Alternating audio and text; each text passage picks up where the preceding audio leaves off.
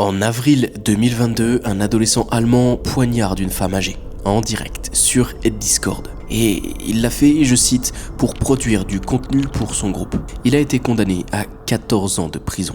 Ce groupe s'appelle 764 et il existe encore aujourd'hui. Discord, c'est plus de 150 millions d'utilisateurs actifs tous les mois. La plateforme que tout le monde utilise pour chatter, pour jouer, pour discuter avec leurs amis, comme vous peut-être qui me regardez, et moi quasiment au quotidien. C'est ça Discord. Et derrière cette interface ultra clean, ce petit bonhomme souriant dans le logo, il y a un véritable terrier de lapin que peu de gens ont osé explorer jusqu'au fond. Moi, je l'ai fait pour vous. Et évidemment, vous me connaissez. Donc, installez-vous confortablement, prenez votre meilleur popcorn parce que ce qu'on s'apprête à voir aujourd'hui, c'est pas facile à digérer. Ceci dit, je vous invite à vous abonner si vous aimez le concept, si vous voulez plus de vidéos comme celle-ci. D'ailleurs, vous êtes beaucoup à ne pas être abonné, donc profitez-en. Et moi, je vous dis à tout de suite pour la porte d'entrée du terrier de lapin de Discord. C'est parti.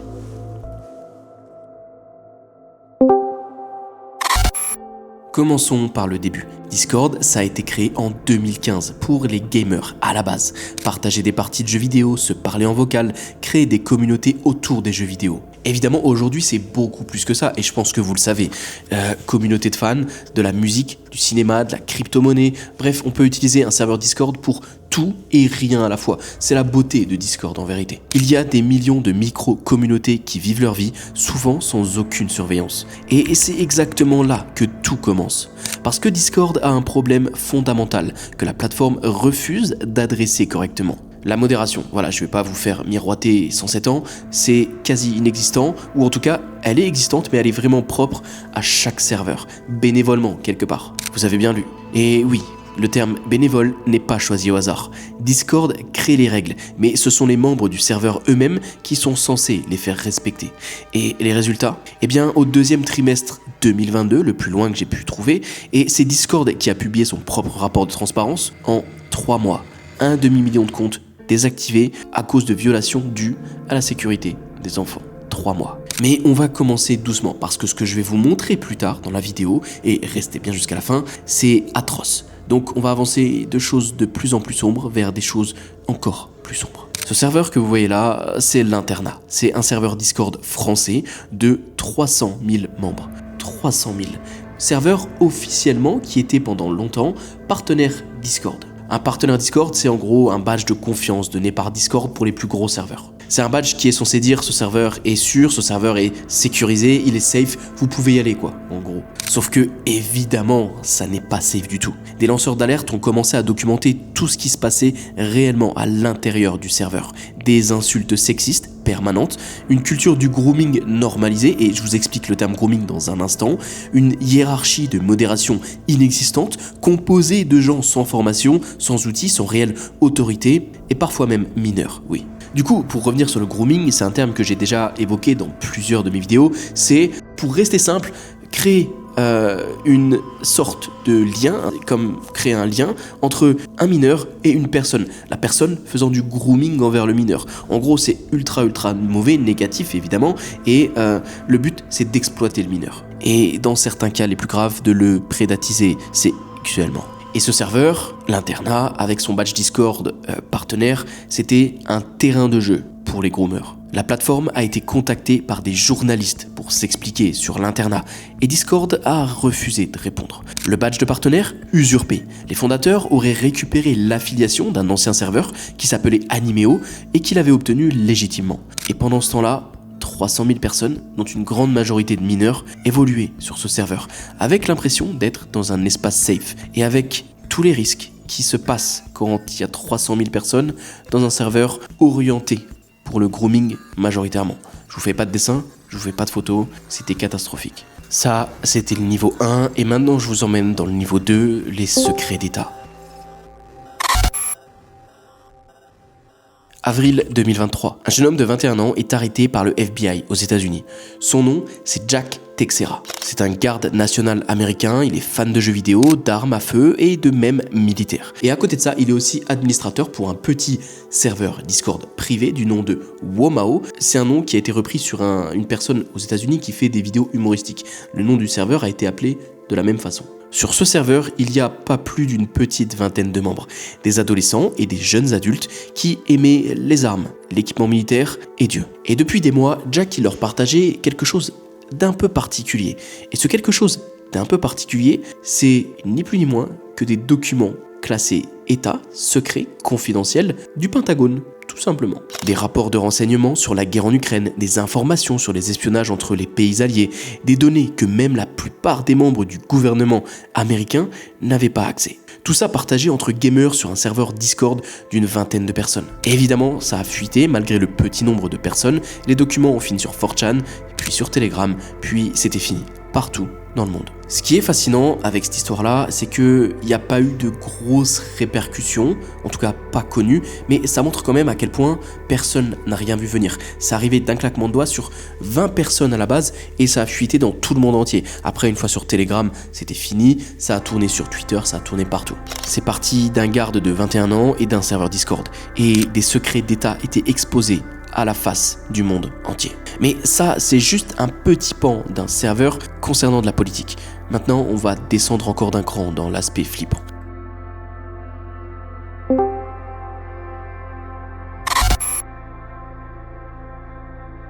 NBC News a documenté entre 2017 et 2023 35 cas d'adultes poursuivis pour kidnapping, pour grooming et agression sexuelle sur des mineurs impliquant Discord. 35 cas. 35 cas qui ont abouti à des poursuites judiciaires et 165 cas supplémentaires impliquant la diffusion de contenus pédopornographiques via la plateforme. Mais les chiffres les plus parlants viennent d'ailleurs. La NCMEC, le Centre national pour les enfants disparus et exploités aux États-Unis, a déclaré que les signalements de contenu qu'on va appeler PP sur Discord ont augmenté de 474% entre 2021 et 2022. 474% d'augmentation. Et comment ça se passe concrètement ? C'est assez simple. Des jeux vidéo. Les prédateurs repèrent leurs victimes sur d'autres plateformes comme le jeu Roblox, comme le jeu Minecraft, des jeux où d'ailleurs l'âge moyen des joueurs est plutôt très bas. Ils créent un lien de confiance, ils proposent de continuer la conversation ailleurs, sur un endroit plus privé, ils les migrent sur leur Discord, que ce soit juste en DM en message privé comme ça ou carrément sur un serveur, et là le piège se referme. Pourquoi Discord ? Parce que c'est possible d'y créer un serveur privé sans modération, comme je vous l'ai expliqué. Un espace à deux, complètement invisible et isolé du reste de la plateforme, et c'est comme ça qu'en octobre 2022, une famille de Long Beach, en Californie, a porté plainte contre Discord et Roblox au nom de leur fille de 11 ans. 11 ans. Pourquoi ? C'est terrible. La pauvre petite de 11 ans avait tenté de sauter la vie à cause de grooming et de gens qui avaient absolument abusé d'elle mentalement, psychologiquement, et j'ai pas les mots pour terminer cette histoire, mais vous comprenez l'impact que ça a pu avoir. Je sais que c'est dur à entendre et c'est la vérité, c'est vraiment les tréfonds de Discord, mais le truc c'est qu'on n'est pas encore tout au fond. Maintenant, je vais vous parler du plus gros morceau de la vidéo, le groupe 764. 764, c'est pas un serveur, c'est un réseau. C'est un réseau organisé avec ses propres codes, sa propre hiérarchie et ses propres rituels. Et son objectif principal, je vous laisse deviner, trouver des mineurs vulnérables, les manipuler, les extorquer, les utiliser, abuser d'eux dans de tous les sens possibles et en s'amusant de ce qu'ils font. C'est le but principal de 764. Enfin, c'était le but principal. Les manipuler, les filmer en train de se faire du mal et diffuser ces vidéos comme trophée entre les membres. Voilà comment ça fonctionne. Un membre de 764 prend contact avec un adolescent, bien souvent en détresse, via des serveurs Discord grand public ou sur d'autres plateformes, encore une fois, par exemple comme celle de jeux vidéo, plutôt avec des âges assez bas. Il se présente comme un ami, quelqu'un qui comprend l'autre personne. Il offre ce qu'elle a besoin, c'est-à-dire de l'attention, de l'écoute et de l'affection. Et progressivement, la personne qu'on va appeler un groomer de manière générale va commencer à demander des choses. Au début, ça va être des photos, peut-être une photo de son visage, puis un peu plus, puis une vidéo, et c'est catastrophique de fil en aiguille. Et à un moment, il va demander à la victime de se faire du mal. Par exemple, il y a eu un cas où une victime a été demandée, et il l'a fait, de graver le pseudo du membre sur une partie de son corps, et de filmer ça en direct. Et si la victime refuse, Évidemment, c'est là que les photos et les vidéos demandées au tout début rentrent en compte, parce que ça fait du chantage. La personne dit qu'elle va envoyer ça à sa famille, à ses amis, à son collège ou à son lycée, et la personne est suffoquée. Elle se sent obligée d'accepter la requête malsaine qui arrive après, les requêtes malsaines. En avril 2021, c'est une fille de 14 ans en Oklahoma qui en a fait les frais. Un inconnu la contacte, il se fait appeler Brad. En 2 semaines, elle se retrouve à faire des choses devant une caméra Discord que je ne décrirai pas du tout. Ils lui ont demandé, à la fin, de graver son pseudo dans sa peau, de boire de l'eau des toilettes et d'ôter la vie de son animal de compagnie. Et la pauvre petite s'est exécutée. Elle avait tellement de pression, le groomer faisait tellement de pression psychologique sur cette petite qui était peut-être beaucoup plus sensible qu'une autre, beaucoup plus facilement manipulable, peut-être dans un état de détresse plus avancé, qu'elle s'est exécutée. Jusqu'à la demande finale. Sauter la vie, en direct. Fort heureusement, sa mère est intervenue à temps. Et suite à ça, le FBI aura donné une statistique glaçante.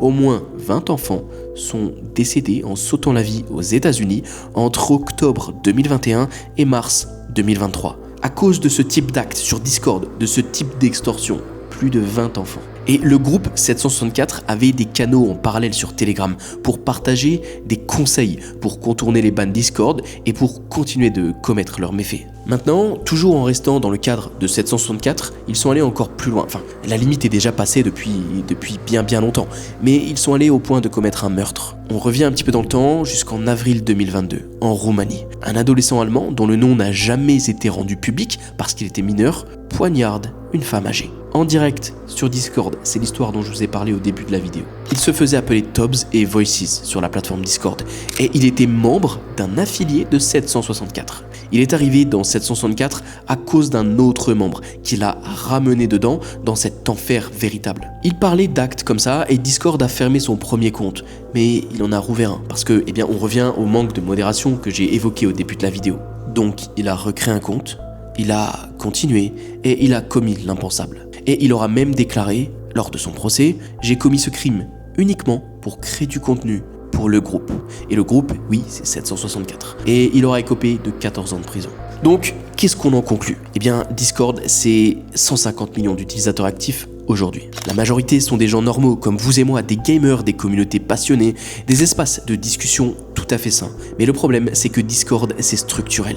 Comme je vous l'ai dit, la modération est laissée aux bénévoles, si tant est qu'il y a un petit peu de modération. L'absence de vérification d'âge réelle, la facilité de créer des espaces totalement privés et invisibles, la lenteur de réponse au signalement, c'est ça le souci. Le NCMEC, que je vous ai parlé un peu plus tôt, donc l'organisme américain officiel de protection de l'enfance, a inclus Discord dans sa liste noire des plateformes qui ne font pas suffisamment d'efforts pour protéger les mineurs. Et là, je parle pas d'une association militante, je parle d'une organisation américaine nationale, officielle, c'est énorme. Donc le petit mot de la fin, si vous avez des enfants qui utilisent Discord, mais ce que je vais dire là, ça s'applique de manière générale, faites attention à eux, prenez quand même soin de vérifier ce qu'ils consomment, à qui ils parlent, on n'est jamais à l'abri, et prenez bien soin de vous. Merci d'avoir regardé la vidéo jusqu'à la fin, j'espère que ça vous aura plu, j'espère que le sujet vous aura plu, sujet pas facile à aborder, je peux pas trop en dire non plus parce que YouTube m'a un petit peu à la loupe comme ça sur mes sujets, mais voilà, ça fait plus d'1 an que j'éduque les gens sur les dangers d'internet, et je suis pas prêt de m'arrêter. Pensez aussi à être curieux, faites un petit peu vos propres recherches et vous allez voir que des fois la frontière entre bien et mal elle est vraiment très très mince. C'était Théo, j'espère que la vidéo vous aura plu. Si c'est le cas, abonnez-vous, vous êtes plus de 80% à ne pas être abonné à la chaîne. Abonnez-vous, likez, dites-moi sous la vidéo si vous voulez une deuxième partie éventuellement ou si vous voulez que je rentre peut-être plus en détail dans un des cas que j'ai abordé aujourd'hui. Et moi je vous souhaite une merveilleuse fin de journée ou une soirée. À la prochaine, ciao.